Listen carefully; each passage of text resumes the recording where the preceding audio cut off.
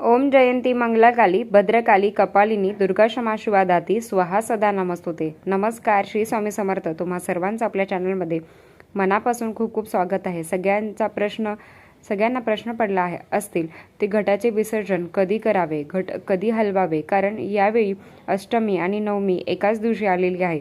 नवमी आणि दशमी एकाच दिवशी आलेली आहे, म्हणून व्हिडिओ सगळा बघा, तुमच्या प्रश्नांची उत्तरे मिळतील। सगळ्यात आपण आधी काही ठिकाणी नवमीला कुळाचार केला जातो, तर काही ठिकाणी दशमीला कुळाचार केला जातो। मी काय सांगते, अजून दुसरे व्यक्ती काय सांगतात, त्यापेक्षा तुमच्या घरात कुठल्या दिवशी कुळाचार केला जातो ते तुम्ही बघून, ज्यांनी पहिल्यांदाच घटस्थापना केली असेल त्यांनी त्यांच्या फॅमिलीमध्ये कोणी केली नसेल तरी तुमच्या चुलत सासऱ्यांनी, सासू सासऱ्याने जरी किंवा तुमचे कोणी तर भावकीतले लोक करत असतील तर त्यांना विचारायचं आहे, आपल्याकडे घटाचं विसर्जन कधी केलं जातं। आमच्याकडे दसऱ्याला च्या दिवशी घट हलवला जातो, उपवास सोडला जातो। काही ठिकाणी असं आहे की अष्टमीचा उपवास नवमीला सोडला जातो। त्याचबरोबर माहिती सांगणार आहे, तर सगळ्यात आधी उपवास कधी सोडायचा आहे लक्षात घ्या। ज्यांचे उठता बसता उपवास आहे, म्हणजेच ज्यांनी घटस्थापनेच्या पहिल्या दिवशी उपवास केला होता, त्यांना अष्टमीला उपवास करायचा आहे। आता अष्टमीची तिथी ही शुक्रवारी 12 वाजता समाप्ती आहे, तर गुरुवारी जी अष्टमी लागत आहे तर अष्टमीच्या दिवशी कन्यापूजन करायचं आहे। गुरुवारी लागणार आहे तरी सुद्धा उदय तिथीनुसार शुक्रवारी 12:06 संपणार आहे। याचा अर्थ काय, तर शुक्रवारी धरायचे आहे। कन्यापूजन अगदी गुरुवारी करू शकता, हरकत नाही। होम हवन अष्टमीला केलं जातं, काही ठिकाणी नवमीला जातं। नवमी तिथी ही शनिवारी 10:58 संपणार आहे। ज्यांना हवन नवमीला करायचं असेल तर सकाळी लवकर उठून हवन केलं तरी चालेल। अष्टमीलाच हवन करा, कारण सांगते, ज्यांच्या घरात घटाचं विसर्जन नवमीला केलं जातं त्यांच्यासाठी तो अतिशय तारेवरची कसरत असणार आहे। म्हणून आपल्याला शुक्रवारी कन्यापूजन नाही तर गुरुवारी केलं तरी चालेल। कुळाचाराचा देवीची ओटी भरणं, हवन करणं हे शुक्रवारी करा। ज्यांना उठता बसता उपवास आहे त्यांनी पहिल्या दिवशी धरलेला आहे। तुमच्या घरात नवमीला उपवास सोडतात असला तरी तुम्हाला सकाळी शनिवारी 10:58 च्या आतच उपवास सोडायचा आहे। अष्टमीचा उपवास नवमीला सोडला जातो। त्यांचं सांगते, अष्टमीचा उपवास दशमीला म्हणजे दसऱ्याच्या दिवशी सोडला जातो, तर त्यांनी 10:58 सोडू शकता। ज्यांच्या नवमीला सोडला जातो तर त्यांनी शनिवारी सकाळी 10:58 उपवास सोडायचा आहे। ज्यांच्या नवरात्रीचे 9 दिवस उपवास आहे, तर प्रत्येक समाजात, प्रत्येक गावामध्ये, प्रत्येक जातीमध्ये वेगवेगळी पद्धत आहे। मी सांगते त्यापेक्षा तुमच्या घरात जी पद्धत आहे ती करा। ज्यांच्या 9 दिवसाचे उपवास आहेत, नवमीला 9व्या माळेला सोडला जातो, तर काही ठिकाणी दशमीला उपवास सोडला जातो। ज्यांचे 9 दिवसाचे उपवास आहेत, जर तुमच्या घरात नवमीला सोडला जातो तर शनिवारी सकाळी 10:58 तर त्याच्या आत कुळाचार, देवीचा घट हलवणे, उपवास सोडायचा आहे। ज्यांना दशमीला सोडायचा आहे त्यांनी काही टेन्शन नाही, त्यांना 10:58 नंतर कधी पण तुम्ही करू शकता दशमीचा। पण ज्यांना नवमीला हलवायचं आहे त्यांनी 10:58 हलवायचं आहे। आणि उपवासाच्या बाबतीत तुम्हाला कळालं असेल तर आपण कुळाचाराकडे वळूया। आरती सांगितली आहे पूर्णाचे, जे काही ठिकाणी 11 दिवे केले जातात, तर काही ठिकाणी 21 दिवे केले जातात, काही ठिकाणी 51 दिवे केले जातात। तुमच्या घरात जी पद्धत आहे ती करायची आहे। पुरण थापलं जात असतं आणि एका डिशमध्ये एक डिश घ्यायची आहे आणि पुरण थापायचं आहे। 2 वाती करून एक वात करायची असते, फुलवात करायची असते, त्याच्यामध्ये तूप टाकायचं आहे आणि आपल्याला आरती करायची आहे। ज्यांच्याकडे जी पद्धत आहे त्यांच्या घरात नवमीला कुळाचार करायचा असतो तर त्यांनी सगळा कार्यक्रम, देवीचा घट हलवणे, काही ठिकाणी कुळाचाराची वेगवेगळी पद्धत असते। तर काही ठिकाणी बघा खिरीचा नैवेद्य केला जातो, तर काही ठिकाणी दही भाताचा किंवा काही ठिकाणी पुरणपोळीचा नैवेद्य ठेवला जातो। तुमच्या घरात जी पद्धत आहे ती करायची आहे। मी सांगते म्हणून प्रत्येकाच्या कुळाचाराचा वेगवेगळा भाग असतो। आपण तेच पाळावं. ज्यांच्या घरात नवमीला कुळाचार केला जातो त्यांनी घरात सकाळी लवकर उठून आपल्याला पटकन स्वयंपाक करून म्हणजे 10:58 घट हलवायचा आहे. उपवास सोडून घ्यायचा आहे. तुम्ही 10:58 घट हलवला तर तो दशमीला हलवला जाईल. जर तुमच्या कुळाचाराप्रमाणे नसेल म्हणून लवकर उठून तारेवरची कसरत असणार आहे. आदल्या दिवशी थोडीफार तयारी करून ठेवायची आहे. सकाळी लवकर उठायचं आहे. कामे करायचे आहेत. देवाचं आवरून स्वयंपाक करून घट हलवायचा आहे. तुम्हाला समजलं असेल. ज्यांच्या नवमीला घट कसा हलवायचा आहे ते मी तुम्हाला सांगितलं आहे.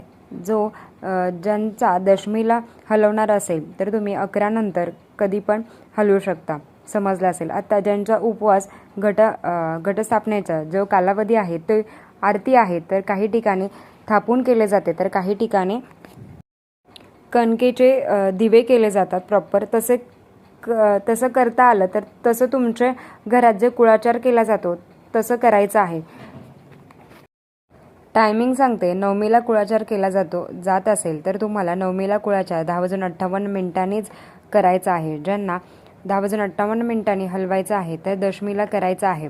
त्यांना सांगते घट कुठल्या दिशेने हलवायचा, डायरेक्ट उचलायचा नाही. कोणी हलवायचा असं काही नाही. घट कोणी पण उचलू शकता. काही ठिकाणी पुरुष मंडळी हलवत असतात तर 1, 3, 5 या संख्यामध्ये 7 या प्रमाणात तुम्ही घट कोणीही पुरुष असेल तर ते हलवू शकतात. काही ठिकाणी एक स्त्री सवासनी हलवते. पण मी विधवा आहे, मी हलवू शकते का असं काही नाही. घरात कुठलीही स्त्री असेल तरी फक्त प्रेग्नेंट महिलाने हलवू नका. दुसऱ्यांकडून कोणाकडून तरी हलवून घ्या. घट डायरेक्ट उचलून ठेवायचा नाही. त्याची एक व्यवस्थित पद्धत आहे. आधी तुम्हाला काय करायचं आहे, देवी आईला नैवेद्य अर्पण करायचं आहे. तर काही ठिकाणी दूध म्हणजे असं थोडं त्या घटाला दूध टाकलं जातं. त्याचप्रमाणे काही ठिकाणी दहीभाताचा नैवेद्य, तर काही ठिकाणी म्हणजे बघा पुरणपोळीचा नैवेद्य केला जातो. नैवेद्य दाखवूनच घट हलवला जातो. काही ठिकाणी आरती करणार आहात तर कुळाचार करायचा आहे. ज्या तुमच्या देवीची आरती आहे तर ते तुम्हाला पाठ म्हणजे बोलायचे आहे आणि आई भगवतीला प्रार्थना करायची आहे. या 9 दिवसामध्ये माझ्याकडून जे काही चुकी झाली असेल तर मला माफ कर. जे काही सेवा घडली असेल तर ती तुझ्या चरणी अर्पण कर. माझ्या घरात सुख, शांती, समृद्धी, आरोग्य नांदून दे. हीच आपल्याला कुलदेवीला प्रार्थना करायची आहे.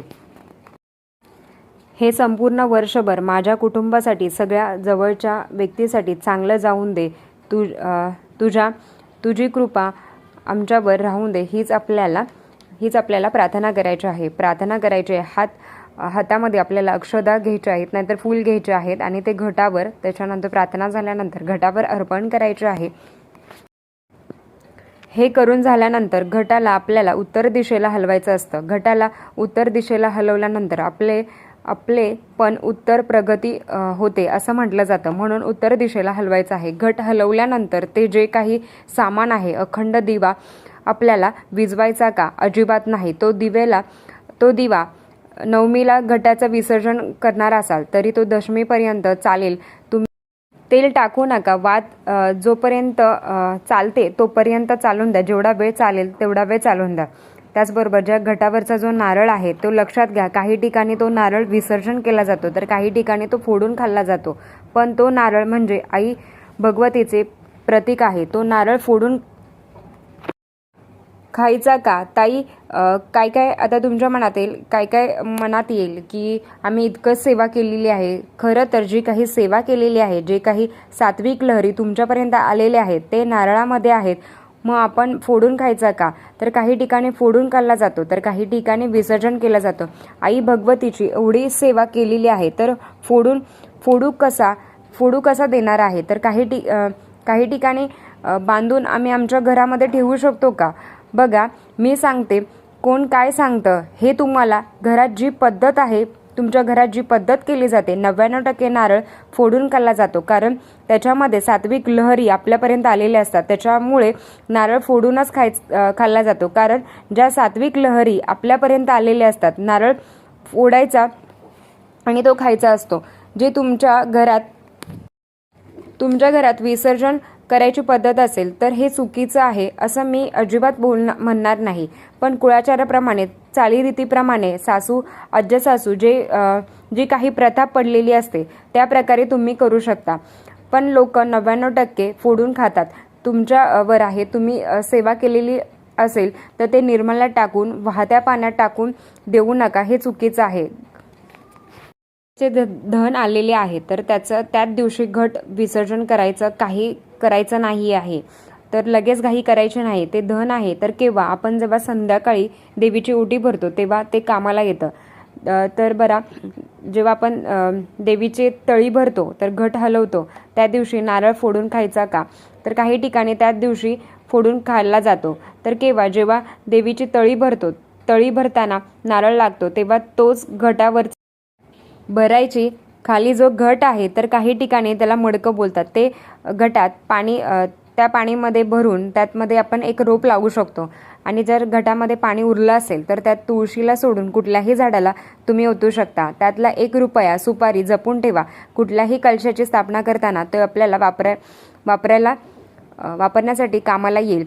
जे काही कलावा जो बांधलेला असतो तर तो जपून ठेवायचा आहे. घरात एखाद्या व्यक्तीच्या हातात बांधायचा असतो. तो संरक्षणाचं काम करत असतो. तो घट आहे त्याच दिवशी विसर्जन करायचा का? दुसऱ्या दिवशी ज्यांच्या घरी नवमीला घट हलवला जातो तर संपूर्ण शनिवारी तसाच ठेवायचा आहे. रविवारी तुम्ही विधिवत विसर्जन करू शकता वाहत्या पाण्यात, निर्मल्यात. जर तुमच्याकडे शेती असेल तर ते तुम्ही लावू शकता.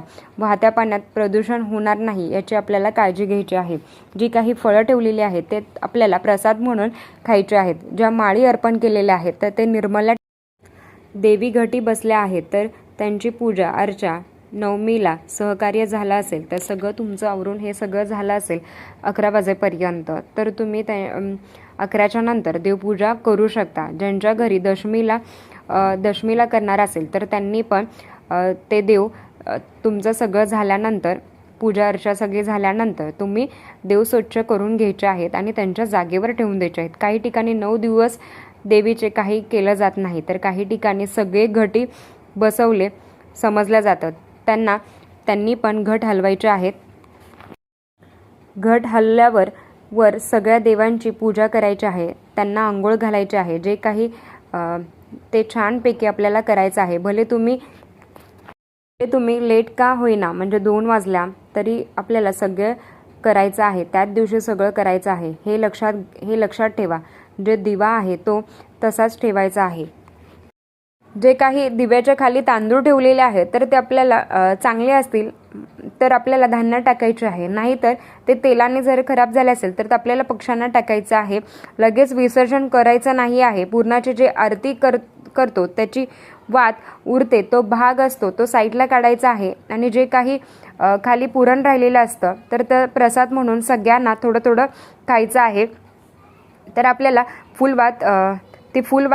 फुलवातच करायची आहे. शुद्ध गाईचं तूप टाकायचं आहे. हवन कधी करायचं आहे तर हवन हे अष्टमीला सकाळी केलं तर चालेल का? सकाळी करा, दुपारी करा, जसं तुम्हाला जमेल तर करायचं आहे. संध्याकाळी करा. ज्यांना अष्टमीला करायचं आहे तर त्यांना दुपारी देवीची ओटी भरा, हवन करा, कन्याभोजन करा. त्याच्यानंतर तुम्ही कन्याभोजन काहींचं झालं असेल तर तुम्ही अष्टमीला करू शकता कन्याभोजन. तर आपल्याला कन्याभोजन दुपारी केल्यानंतर हवन हे संध्याकाळीच करायचं आहे. जो दिवा लावलेला आहे त्याच्यामध्ये तेल संपेपर्यंत प्रज्वलित करायचं आहे. जी काही वात, तर बघा इतकी वात तर म्हणजे पूर्ण संपलेली नाही आहे. तर ते काय करायचं आहे, ते कापूरसोबत जाळायचे आहे. ते निर्मला टाकून देऊ नका. तर दुसऱ्या दिवशी तुम्ही जर तो दिवा शांत झाला तर त्याच्यासोबत आपल्याला कापूरसोबत ती वात जाळायची आहे. आता नवमीला जे तुम्हाला काही सांगितलं आहे, दुसऱ्या दिवशी वात लावू शकता. तर नवमीला जे काही तुम्हाला सांगितलं आहे, देवीच्या आरत्या, नैवेद्य, घट हलवून, तर तर बघा ताई, आम्ही शुक्रवारी करू का? असं नाही चालणार. कारण उदयतिथीनुसार शनिवारी सकाळी 10:58 संपणार आहे. तर घट हलवायचा जो कार्यक्रम आहे तर ते तुम्हाला, तो कुळाचाराचाच भाग आहे. तर 10:58 आधीच तुम्हाला हे करायचं आहे.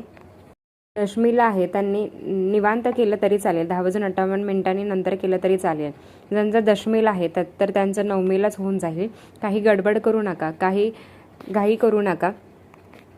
2 तिथी मिळून एकत्र आलेल्या आहेत, तर यापैकी क्लिअर करायचा प्रयत्न केलेला आहे. तुमच्या घरात जर सुतक आलं, मासिक धर्म आला, तर अशा वेळी काय करायचं आहे, तर कोरडा जो नैवेद्य आहे पेड्याचा, बर्फीचा, तो अर्पण करायचा आहे आणि कोणाकडून तरी घट हलवून घ्यायचा आहे.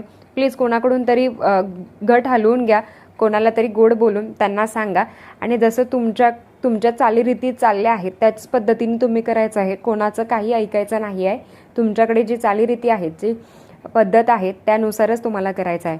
तर मी आजचा व्हिडिओ इथेच थांबवते. आवडला असेल तर लाईक, शेअर, सबस्क्राईब. धन्यवाद. श्री स्वामी समर्थ.